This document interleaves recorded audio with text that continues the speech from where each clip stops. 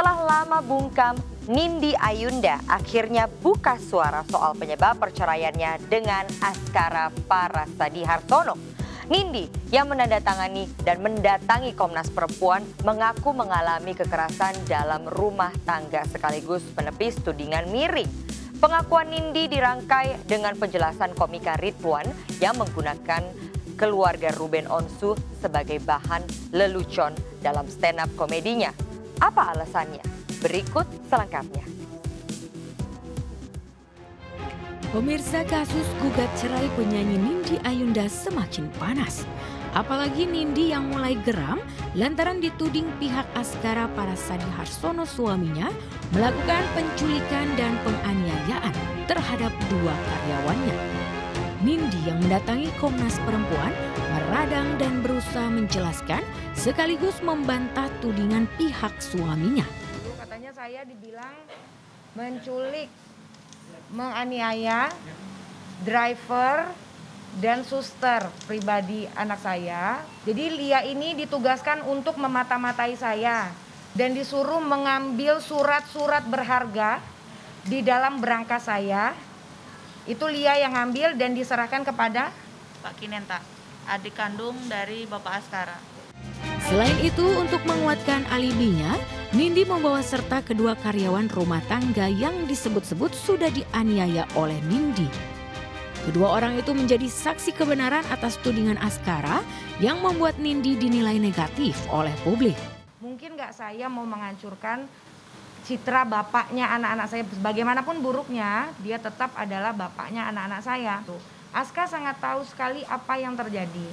Dan keluarganya sangat tahu apa yang terjadi. Tapi please stop, jangan blaming kemana-mana. Kesempatan jumpa media di Komnas HAM Perempuan, Nindi juga mencurahkan isi hatinya. Ia mengisahkan bagaimana sikap Askara terhadapnya setelah Nindi mengetahui perselingkuhan sang suami.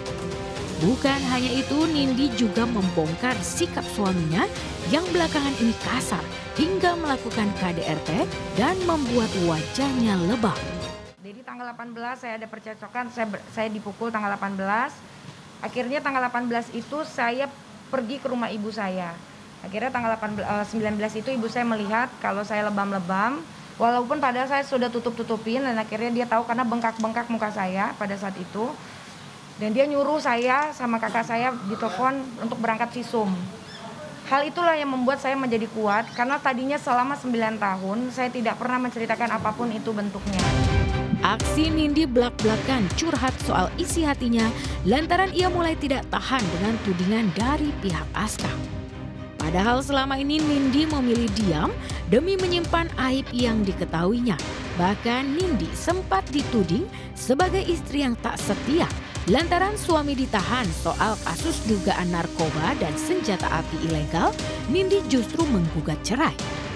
Namun pertahanannya sebagai perempuan yang diam tak tertahankan juga. Akhirnya Nindi mengungkapkan siapa sebenarnya lelaki yang selama ini dinikahinya itu. Ya udah lama lah, udah lama dari saya awal nikah pun juga udah begitu gitu loh. Cuma yang namanya memang Aska itu memiliki emosional yang tidak bisa dikontrol. Dan di Aska tahu sendiri itu kenapa dia seperti itu. Sehingga saya pun lama-lama ketakutan dan lelah gitu loh, karena saya pun juga selalu memaafkan, nggak ada masalah, ya udah saya minta tolong, bahkan minta tolong sama keluarganya, ibu bapaknya saya minta tolong, tapi ya tidak ada tindakan yang cepat gitu, sehingga akhirnya rumah tangga saya pun hancur.